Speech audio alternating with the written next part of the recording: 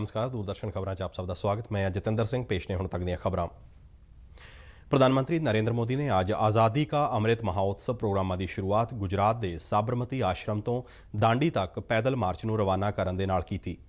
अज दे ही दिन 1930 विच राष्ट्रपिता महात्मा गांधी ने नमक कानून के विरोध विच साबरमती आश्रम तो दांडी तक पैदल मार्च किया अते भारत की आज़ादी की लड़ाई विच एक नवीं रूह पाई।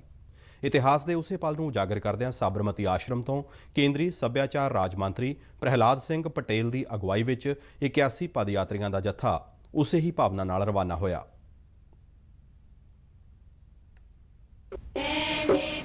राष्ट्रपिता महात्मा गांधी की कर्मभूमि, उनकी कर्मस्थली रहा ये पवित्र स्थान।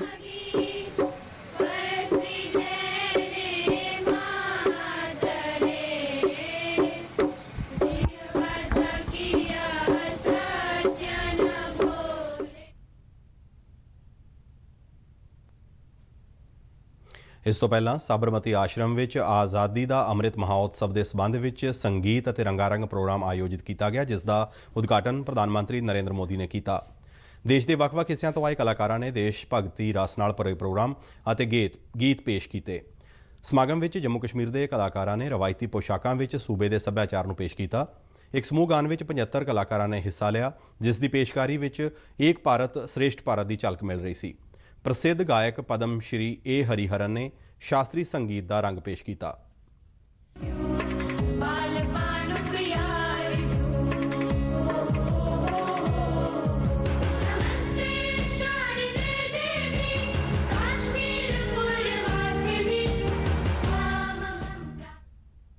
प्रधानमंत्री नरेंद्र मोदी ने इस मौके आज़ादी की 75वीं वर्षगांठ को समर्पित आज़ादी का अमृत महोत्सव वैबसाइट भी लॉन्च की। यह डिजिटल प्लेटफॉर्म देश के नागरिकों को आज़ादी दी गतिविधियां अपलोड करने के मकसद नाल चालू किया गया है। अज के इस प्रोग्राम में केंद्रीय मंत्री प्रहलाद सिंह पटेल, गुजरात के मुख्यमंत्री विजय रूपानी समेत कई उगे सियासी नेता मौजूद सन। गुजरात के साबरमती आश्रम विखे देश की आज़ादी के 75 सालों समर्पित आज़ादी का अमृत महोत्सव प्रोग्राम के उद्घाटनी समागम दौरान मौके पर हाज़र लोगों को संबोधन करदਿਆਂ प्रधानमंत्री नरेंद्र मोदी ने कहा कि अज एक राष्ट्र के रूप में भारत लई ये पवित्र मौका है। उन्होंने कहा कि अंडेमान की सैलूलर जेल, मुंबई का अगस्त क्रांति मैदान, यूपी का मेरठ काकोरी ते झांसी, पंजाब के जलियांवाला बाग समेत किन्नियां ही थावां ते इक्को समय इस महा उत्सव की शुरुआत हो रही है। नरेंद्र मोदी ने कहा कि इस मौके वो आज़ादी लई संघर्ष करने वालियां सारियां ही शख्सियतां नूं प्रणाम करते हैं। प्रधानमंत्री ने आज़ादी के अमृत महोत्सव नूं भारत की आत्म निर्भरता का उत्सव करार दिंदियां कहा कि कोरोना वैक्सीन के मामले में भारत की समर्था का दुनिया नूं फायदा मिल रहा है।